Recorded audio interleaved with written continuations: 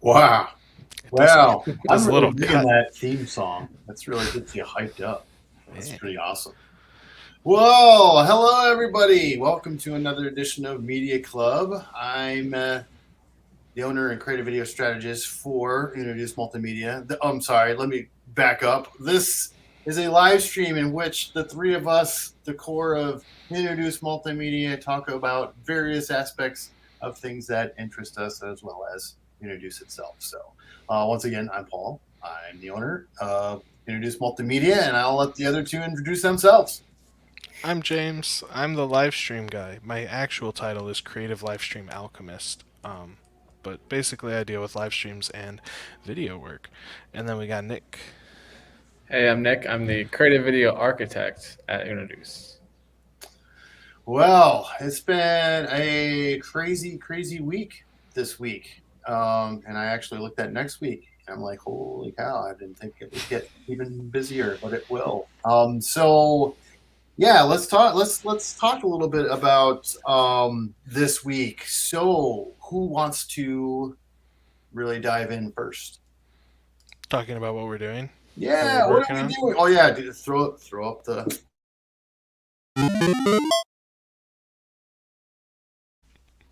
All right. That. It's official. It's official. This is what we're working on. So what are we working on? Who wants to go first? I can go first. All right then. Yeah, I'll go first. So I've been working on Building 21, their sponsor videos for their event on the 28th. Um, Sadly, well, we were supposed to do their live stream, but sadly we were already booked on a different project that I will be talking about in the future. But we're still doing their sponsor videos. And as such, I got to go and visit Villa on Verona in Marshall, Holt Diamondale Insurance Agency, and tomorrow I will be filming someone from Discount Glass and Screen. We call them sponsor videos because it's exactly what they are. We get someone from the company that is sponsoring an event. In this case, it's Building 21's annual fundraiser, Comedy for a Cause. And we get the sponsor to tell us and the audience why they support Building 21, why it's important to them, and why it's important to their community. And then we cut it all together, do a giant sponsor roll, and then they show it at the event, kind of like to serve as breaks, essentially. Um, but it's also to give people like these are who the sponsors are.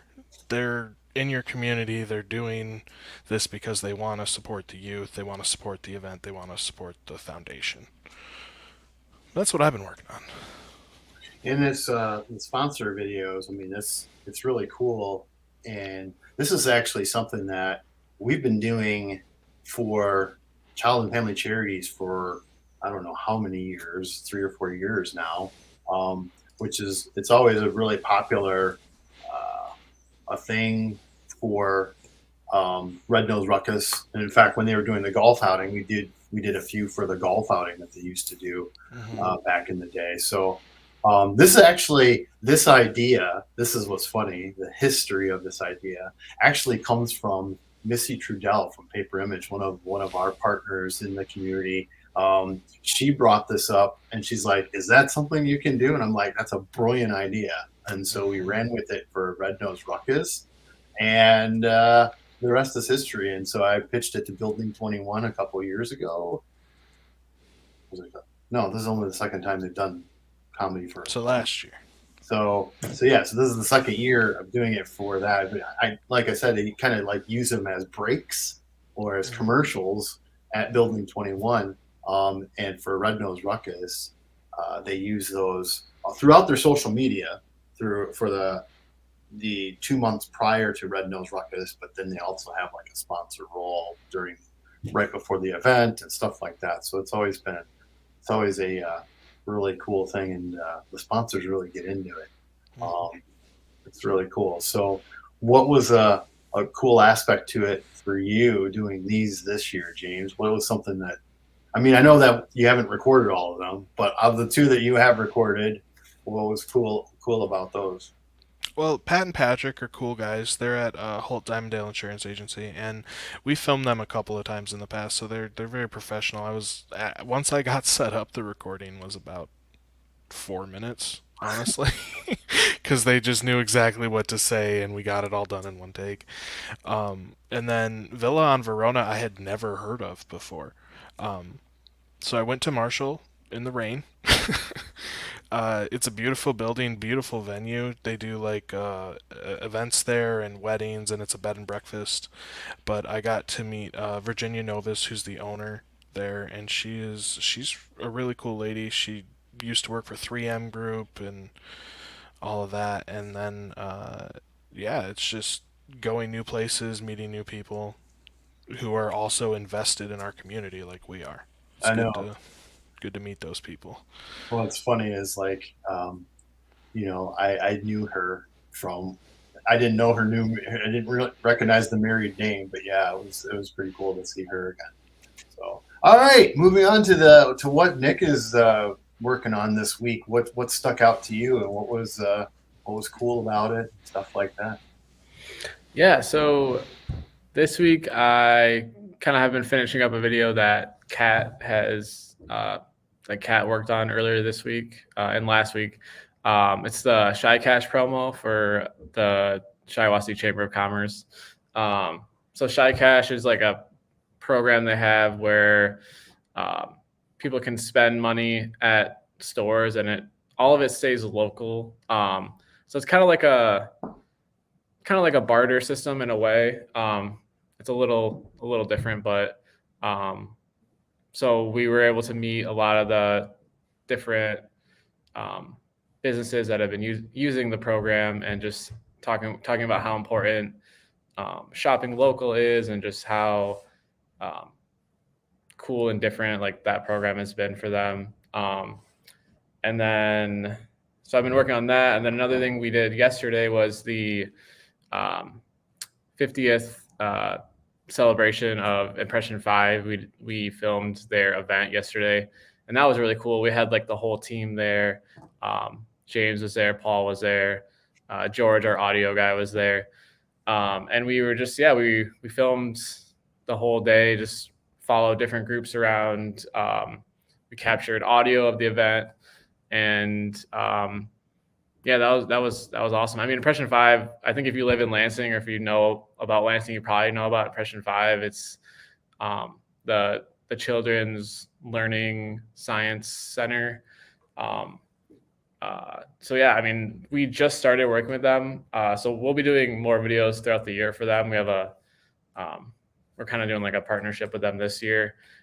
So I'm really excited about that, and the videos in the future that we're going to be working on with them. So Yeah, to tag on to that, I mean, tag on to what you said prior with the Shia Cash. That was one of the things that I had talked to them about, because I'm on their that chamber's membership and marketing committee, and I had no idea what in the world Shia Cash was. I didn't know how it worked, who was using it. I was like, we need a video about this, and if it's successful, who's being successful, and how are they using it, and how are they? Because they always have all this money in this pot, and sometimes it doesn't get used, and so it was like, we need to get the stories of the folks that are really good at this program, and get more interest in it. Mm-hmm. And as for the Impression 5 thing, I was just blown away by the energy of the event, by the amount of people. In fact, they went over their RSVPs. There was more people there than they anticipated, and it was just such a great turnout, such great feeling and energy, and it was a very successful morning for them, immensely successful, and I'm glad that we were there to capture all that. I thought that was really key, and it's interesting. They are a staple. This is kicking off their 50th anniversary. Their 50 years of them being part of the community is huge, and I'm really glad that we were able to work out a partnership with them and move forward on that. So those are good. Those are some interesting things going on, and real excited about all those. So, but now it's not about us. It's about what we're watching and what we're listening to.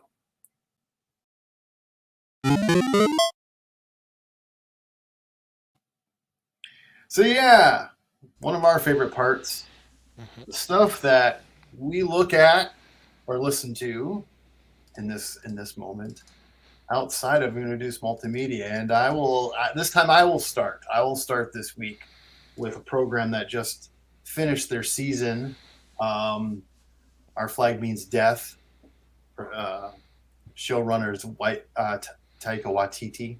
If you're familiar with Taika Waititi, then you will understand the humor and the quirkiness of the characters and the situations in and of itself. However, this is actually what's different about this as to his other properties is it is actually based on real people. Not everybody, but like obviously there's Blackbeard, there's Stede Bonnet. Both of them are famous pirates. Izzy Hands. Izzy Hands is another one. It was Calico Jack was in one of the episodes. He's another one. And then there's references to other pirates. Now, I'm not gonna. This was a well done program. There were some. Obviously, there's going to be some liberties taken with the historical aspects, but for the most part, there's a lot of things that were included that are historically accurate. I'm excited to see where this show goes. And I like the liberty that he took with the relationship between Blackbeard and Stede Bonnet, which is an interesting twist for those that don't know the history. But then also, which was cool, was that when, for those that didn't know, I was on vacation in Charleston, South Carolina, and those two human beings have a rich history with that city that I was in. So we were able to take a pirate tour, and they dominated the conversation. And so that's where I heard a lot of the things that are in the show, so it's just interesting. It just did a wonderful job in that regard. I mean, there's some things that were like, yeah, I don't know, but of course that's Waititi in and of itself, and then there's just some things that are just great, absolutely great. So I would not say this is a show for everybody, but that's also a Waititi thing. You either really like what he's putting out there, or you're like, what the hell did I just watch? And so I think but I love some of the things that were historically ambiguous that he went inside and really dove into and said, nobody really knows if this happened, so this is what we're going to have. And it's really interesting in some of those regards. So I really liked the show for the most part, and cameos were great that they had some real strong cameos. And there was actually one cameo from an actress I hadn't seen since Third Rock from the Sun. And so it's like, whoa, because she's funny. She's great. So, but anyway, so if you guys are into pirates, if you're into Taika Waititi, you will not be disappointed with this program. Yeah, I've only watched like the first 2 episodes, but yeah, I really like it. I like it. It also like says a lot of smart, or has some commentary on like race and masculinity that I thought was really on point, as well as sexuality and gender, and it touches all the bases, and it does it in a really poignant way. Yeah. I do want to say that it's not only from Taika, it's also from, I want to say his name's David Jenkins, who made People of Earth. So if you did watch Our Flag Means Death and you liked it, I would definitely say try to get your hands on People of Earth. It was a TNT show or TBS, but it was phenomenal. Same kind of humor, same kind of cast. Really well made. I will have to say, the biggest liberty they took, I know this is going to sound weird when I say that, but the biggest liberty they took were the ages. of the Pirates. The actual Pirates were around their late 20s. Izzy Hands was supposed to be 14 at the time of this show. Yep. I like to think that the actor portraying him, who is not on this poster, Right. it's just him at 14. I'm okay with it. It makes sense. He's lived a hard life. Yeah, exactly. So yeah. So that is Our Flag Means Death. Who's next? I'll Dick, go. why don't you go? I'll go. Yeah, I'll go. All right. Yeah. So I'm going to talk about the new Vince Staples album called Ramona Park Broke My Heart. Vince Staples is a rapper that I've liked for a while now. He really came on my radar with the album Hell Can Wait, which has some really good songs on it, like Blue Suede. I don't know if you guys have heard of it. Is just such a good song, like super like abrasive and just so good. But yeah, pretty much ever since then, Summertime '06 is another album by him that I love. That's like one of my favorite albums just in general of all time. But and that album, I think, reminds me, or this new album reminds me the most of that album, because that album was basically about where he grew up and his childhood, and this kind of feels like him like returning to that. So his past couple albums have had more production, I would say. He's been working a lot with Kenny Beats, which is like a big rap producer right now, and those albums have been incredible. But this one feels like more stripped down, more like him just returning to his roots, so to speak. From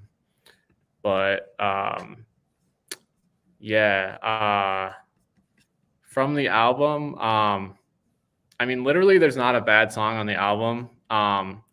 So like, I Free the Homies, so good. Magic, I think, might be the best song on the album. It's just like a really hype song where he basically equates like where he came from and what he's done to literally like being an act of magic. That's how insane, like going from where he came from to where he's at now. When Sparks Fly, super good. East Point Prayer is another good one. Paper Cuts feels like a throwback, like feels like one of those, like the chorus on the song feels like one of the, like a song that like you would make as a kid, but like what the production he puts on it and just the bars that he has on it are so good. Lemonade is another one that stands out. That's probably like the hypest song on the album. In general, the album feels pretty chill, but yeah, like Lemonade and Magic are the two like more high energy songs. But yeah, all in all, just a really good album. Yeah, if anybody hasn't listened to Vince Staples, I definitely recommend it. He's definitely on the spectrum if you're like conscious rap, where we have like Kendrick and like J. Cole, and then we have like the other end, we have like trap and like fun rap. He's definitely more towards the conscious end of rap, but with a little bit of those fun elements. So yeah, really good album. Yeah, check it out. Nice. Is he from Atlanta? No, he's from like Southern California. Okay. Yeah, so he came up with like Tyler and Earl in like Odd Future, so that was kind of where he came from, and then he broke out and he's been doing his own thing for a while. So nice. I'll check that out. Check that out. That's great. Yeah. Nice. What's up, James? Oh, me? My turn. Yeah. All right. Is that it? That's it. All right. I played through that game over there, Marvel's Guardians of the Galaxies. It's a really good game. I'm going to start off with that. But it came out for Windows, Switch, PS4, PS5, Xbox One, Xbox Series X in October of last year. When it came out, I thought it was going to just be a cash grab game. Like, you know how movie games and comic book games are, where like it comes out and everybody's like, I don't know, man, I'll pick it up because I like Groot, you know. Um, but it blew me away, honestly. It I I did not expect this game to be this good. I played it on Game Pass, so $10 a month, whatever. And I was like, I'll download it, I'll try it, see how it is. So it takes place in an unnamed or unnumbered Marvel universe. They never say which one it is, but it is definitely after Thanos is gone. So after Endgame. But it's not tied into the MCU at all. It's none of the cast of the movies are in it. It's an entire new cast of voice actors, and it's got some of the best writing in a video game that I have ever experienced. And I've been gaming since I was like 5. So that's 25 years of gaming right there. And this game kind of blows out all the other story games that I've played. It's got flashbacks to Star-Lord's youth with his mom, Rocket talking about his troubled path, Drax finally getting closure with his wife and daughter, via, like, you go inside Drax's mind. I don't want to spoil too much, but Mantis is involved and there's mind delving, and it's really good. It's really cool, and it's just really good. And the soundtrack is amazing. You can explore their ship, and Peter has somehow digitized like 3 of his mixtapes, and also a completely fictional tape that is called Star-Lord, and it's like a whole album of songs produced just for this game, where he got the name Star-Lord from. And it's like 80s thrashy metal. Some of them are like power ballads, and like as you play through the game, the sound is a huge part of it. Like there's one that stands out in my mind. You're teleporting, or not teleporting, but you're like hyperdriving into a place, and as you show up, Billy Idol's White Wedding starts, and you get into this huge dogfight on the Milano. It's just really good. And another thing with the soundtrack is there's a huddle up mechanic, because you're only in charge of Star-Lord. You only play as Peter Quill, but you can give orders to all the other Guardians because you're the leader. And then if like everybody gets knocked down in a fight, you're not doing well, you can huddle up and everybody gets healed back up. They deal more damage, but you have to do this little dialogue where they say stuff to you, and then you have to pick apart what they're saying to motivate them. And if you get it right, or if you get it wrong, music starts. Like he hits play on the cassette as they all go back out to fight. So I was fighting the very last boss of the game, did a huddle up, and I got rickrolled by the game because it was on one of his cassette tapes. So I was fighting one of the very last bosses of the game to Never Gonna Give You Up. And it was awful. Yeah. But I loved it. That's crazy. That's good stuff. Yeah, but honestly, it was the game felt like a cinematic experience. Some of the gameplay loops, the combat got very repetitive once you get all the skills, but it was good, and the game ended like 4 times. There was at least 3 fake credit rolls. Oh, they pulled a Return of the King out of it. Yeah. And I was just kind of waiting for it to end by the actual end. But it was really good. I'm glad I played it. The character moments and the soundtrack easily carry this game. Yeah, and the story is amazing. It's based around which stone is it? The yellow one? The time or Mind Stone? Mind Stone. Yeah, based around the Mind Stone. That's all I'm going to say about the story. But there's great cameos and characters that like I've heard of but never read or seen on in the Marvel universe. Like Adam Warlock's in it, Cosmo's in it. I'm missing people, but there's so many. It's like the was the lady like Deathstroke lady new, or was she? Or I forgot her name, her actual name, but I don't know if she was a new character or not. No, so actually I was very intrigued by her character because she's super cool. She was like brand new, like 2 years ago. She was in one of the Hulk lines, but Lady Hellbender. Yeah. Oh. Yeah, she's really cool. She has a huge part. So like they elevated all these these characters that nobody knows unless they read the comics, right? And like I Mhm. know you are a very voracious comic reader, Nick, but you didn't know who Lady Hellbender was. I didn't know who like half of these people were, but I ended up looking them up and like I want to read a Lady Hellbender run, but I don't want to read Hulk, and that's where it's at. What's wrong with Hulk? I don't know, man. It's just Yeah. Hulk. You just read the Peter David Hulk stuff, and you'd be okay. Yeah. Lady Hellbender's not in that I though. know, but still. Yeah. Anyway. But, Well, Yeah. cool. That's awesome. Yeah, I agree with James. That game is really good. And mhm. you did say Adam Warlock was in it. He's really good in the game too. And I don't know how similar his MCU version will be, because I know he's going to be the new Guardians or Is he movie gonna have maybe. golden skin? But yeah, if you are interested to see like Adam Warlock, he's in the game, and that's cool. So He has been cast. yeah, Will Poulter, right? Yep. Will Now I Poulter. have to look that up. Will I like Poulter? I like Will Poulter. He's a good actor. He was in Yeah. like The Revenant. He was in Detroit. He was in Underground Railroad a little bit. Oh, he was. You're right. Well, cool. Well, we got to wrap this up. So, going into our final thing here, we have a new category for our Ducey Awards.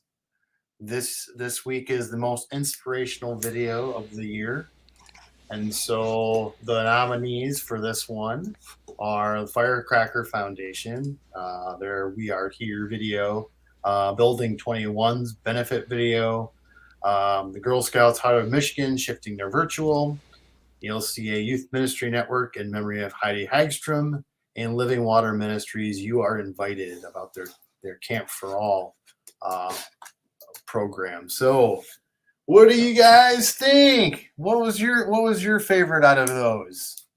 I remember voting, but I don't remember who I voted for because they're all such good videos. This was a tough one. This was a tough Yeah. tough category. So Nick, do you have Um, a pick? Probably the Girl Scouts video. Um, that was a really fun video to make, and they're awesome. And I feel like that video was successful too, in like what we were trying to do. So No, and that one's actually leading the charge right now. I may have voted for that one. So, I know it was, for me, it was down to Firecracker Building 21 and Girl Scouts for my vote. And I think I went with Girl Scouts. I really liked. Well, mine's more on a personal note with the Heidi Hagstrom because I knew Heidi since the beginning of when I started this company. I've known her. She's always been a big supporter of what we've done. And to lose her in December, that was tough for a lot of folks. She had a huge influence on a lot of folks that we work with. And yeah, so I was really pleased that we were asked to make that. And I was even extra pleased that we had a lot of footage of her. I didn't even realize how much stuff that we had of her in the archives. But yeah, so that was pretty cool. But voting for the most inspirational video of the year, it's going on now until Sunday. You have until Sunday. And then we go into our last category of the Ducey Awards, which is most outstanding. But you got to wait for Monday to start voting for that. And if you think the videos are hard to vote for in this week, wait till next week. Those are even, because that's for the overall best video that we did for the year. So yeah, so check that out. And if you happen to miss us live, you can always catch the replay on Facebook and YouTube. Probably easier to find on YouTube than Facebook after it goes live, after it's recorded. But yeah, so you can go back, check out what we said about certain things about projects we're working on, or what we said about the Ducey Award, but most importantly, what's catching our attention outside of our office walls. And so those are the cool things. But until next week, every Thursday at noon, you can catch us right here on Facebook and YouTube. And that's a show. Thanks for coming in. Thanks for stopping by, everybody. We'll see you next time. Bye. Bye.